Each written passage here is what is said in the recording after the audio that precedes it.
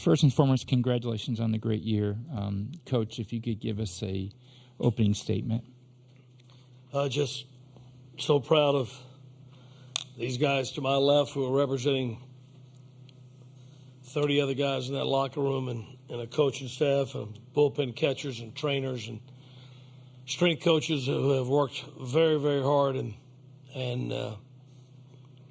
took us on a ride of a lifetime, because this place is so magical and it's so fun to get here and it's so hard to leave. It's just such a super place. Everybody in the community, the Air Force Base, who was kind enough of General Cotton to host us the other day, gave our players and staff a day of total eye-opening enjoyment and life, what life's all about. And just the people at our hotel couldn't have been more hospitable and welcoming. And just, like I say, it's a hard place to get to. It's a great place to get to, and it's hard to leave. Thank you. At this time, we'll ask questions for the student athletes. First question over here. Mark Island, College Baseball Central. Logan, can you speak about what was working for you today and to go 7 innings in this ballpark and do what you did today with that very difficult Gator lineup? Well, the changeup was working today, and it worked early when I didn't have my fastball command in the first couple innings. But without that defense behind me, there's just no way that I do what I do up there. So big credit to Souls and Wright catching that diving play. I mean, that was huge. And Butters doing what he does and all the other guys doing what they do. That's what makes me successful. With the wind blowing in, I've got confidence in all my guys that I can go out there and pitch and let them hit the baseball, and we can make plays behind me. So other than the change-up, fastball command, and just knowing that they're behind me is what worked today. Logan, you talked about going into this that you were on the team in 21, but didn't get a good chance to pitch in this ballpark. What did it mean to you to be able to show out on this stage? It's everything. You know, this is what you play for, and I never got a chance to travel to this place, so this is the first time for me too. And I'm very happy that I'm able to share it with a bunch of guys for the first time and able to be here with the guys that came back. And it's been nothing short of spectacular.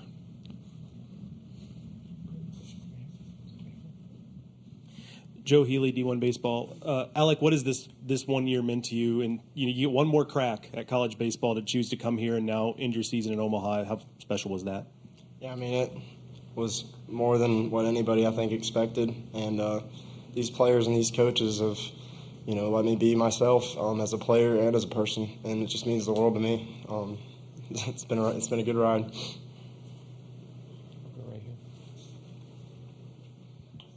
I guess, Alec, you kind of answered this, I guess, for the other two gentlemen. Just leaving something better than you found it. What does that mean to you, Sam and Logan? You guys have been here a while, and, this is an elite level that NC State got to. Yeah, I'm just grateful for the last 5 years.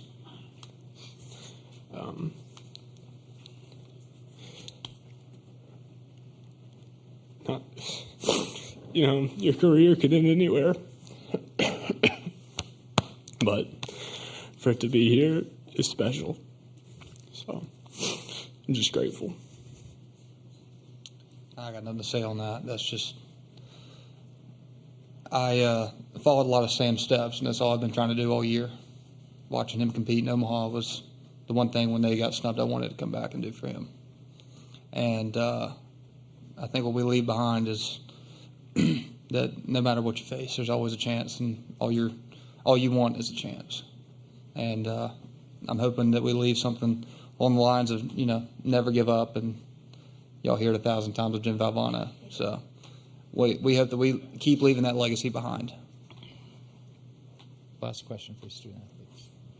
Sam, what does it mean to you to hear a guy like Logan, a 6-year veteran, talk about when to follow in your footsteps and getting all the guys that came back to get this program back to Omaha? Yeah, it means the world, and what he did today was remarkable and not surprising at all. Guys like Amac and Pennington who choose to come here and spend the last year of their college career here, just been the backbone of our lineup all year. The young guys that stepped up in the bullpen all year long. we wouldn't be here without all those guys. So, just again, thankful for all the great teammates and coaches that I've had. Gentlemen, thank you. We appreciate everything you did for college baseball, and we know you have a great future ahead of you. Thank you very much.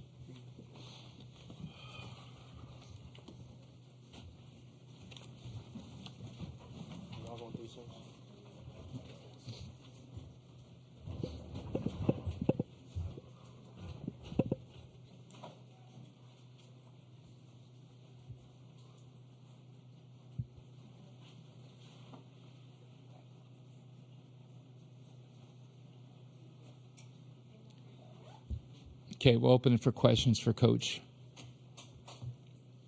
First question right here. Then we'll go over here.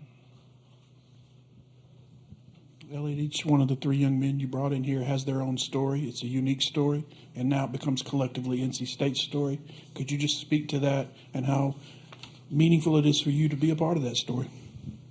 I could talk about each one of them, Sam Highfield and Logan Whitaker forever. Logan Whitaker went through so many things.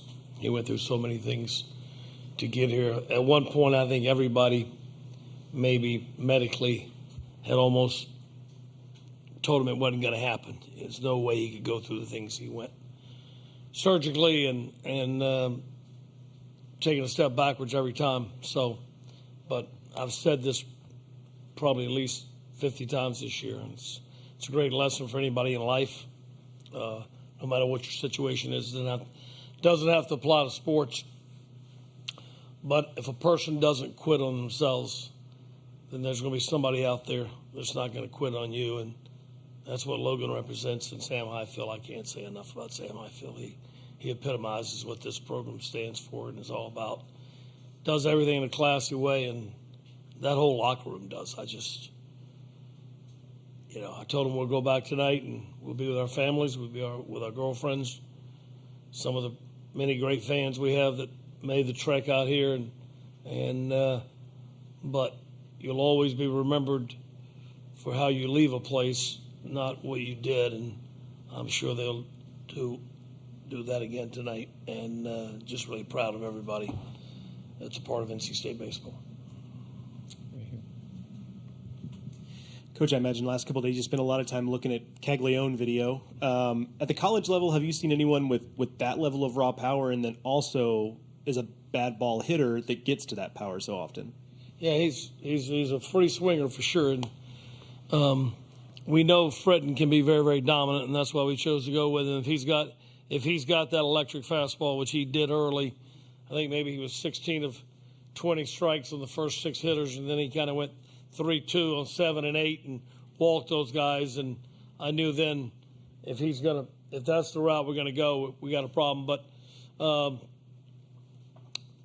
the guy at the bottom of the lineup, he did a great job against TCU, got a couple of hits, did a great job tonight, got the base hit to left field, good ball player, good player, and a good hitter. And then he was able to pop number 4 up, who's a great, great high ball hitter. That one really scared me. We just thought we'd go up on Caglione. Whitaker was coming in to face the next hitter. We just thought we'd see if Caglione wanted to chase again. And unfortunately, Fred got the ball down, and with that ball he hit to right center, that's as hard as, you're looking at a future big leaguer. I've been here and seen Schwarber, and, you've seen Bryce Harper. You've seen all these guys growing up and playing baseball, whether you're recruiting or whether you face them in college. And, well, he's a big league hitter, I can tell you that. We're going to go 1, 2, 3.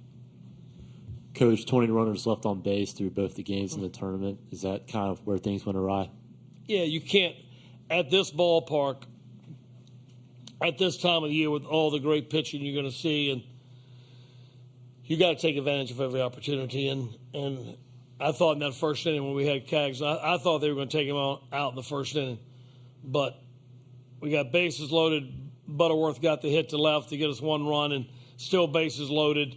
And we got a call on a check swing, which, I don't know, I'll go back and look at it, but we didn't come out on the good end of the check swing. And then he I think a couple more balls in the dirt. We had a opportunity there. That was a missed opportunity. But, you talk about leaving runners on base. good pitching staffs are going to do that, and obviously Florida has a good pitching staff, so it's not that easy. But, yeah, missed opportunities in this game will drive you crazy. Coach, Matt Townley from World Baseball Network, being one of the 4 programs, from the ACC to make it to Omaha, I mean, what's it like just to see, this is the talent in the conference, and then come next year with the new programs that are going to, be in the ACC? Well, yeah, it's I've been in this league for a long time. I think I was in it when it was an 8-team conference. I can't remember. I know I was in it when it was a 9-team conference. I know that. And to see it grow and to see all those teams that come in and how they've gotten better, from Boston College to Pitt to all these teams that come in, they just keep getting better and better and better. And I don't try to use exaggeratory words like best and most and everything's in recent memory, but this league is as good as it's ever been, top to bottom. And next year, when you add a couple more teams to that, it just keeps getting better and better and better. So I don't try to compare leagues. I've been in a few leagues and they're all good, and it's hard to win. It's just everybody tries to win, and it's hard. But obviously, this is one of the top conferences in the country. I think this weekend is certainly, if there were any doubters of that, is shown that. And it's a lot of talented players in this league, certainly. Okay, last question for Coach right here. Coach, we talked to the players about leaving this program better than you found it. You look at this year's roster; it's a lot of seniors and grad students, and a lot of freshmen. How does getting to this stage, getting back to Omaha, set the table going forward to kind of keep the torch going for NC State baseball? We got a staff that recruit nonstop. They're just great recruiters. They're one of the guys that the ESPN this morning gave Chris Hart a great compliment. I think Chris Burke called him a savant for talent. Like he has and a part of that, how hard he works. It's not just having a nose for it like a bird dog. It's just part of it is his work ethic gets him right more than it gets him wrong. And but we have a lot of young pitchers coming back that Sam alluded to that got a lot of valuable innings on valuable stages this year that are going to make us feel pretty good coming back. But then, obviously, when you think about replacing Logan Whitaker, Sam Highfield, Makaravich, Pennington, Noah Souls has been with this program so long, Jacob Cozart will be in the draft. And I don't know of anybody that outworks him or loves this game more or works at his trade and takes care of his body with what he eats and how he lives his life than Jacob Cozart. So we're going to lose some guys to the draft, possibly Eli Serrano and Butterworth. So, yeah, it's a good number of young arms coming back, and you got to have pitching to be successful. But obviously, we're going to have to go home now and work very hard to fill a lot of holes to give us a chance in this conference next year.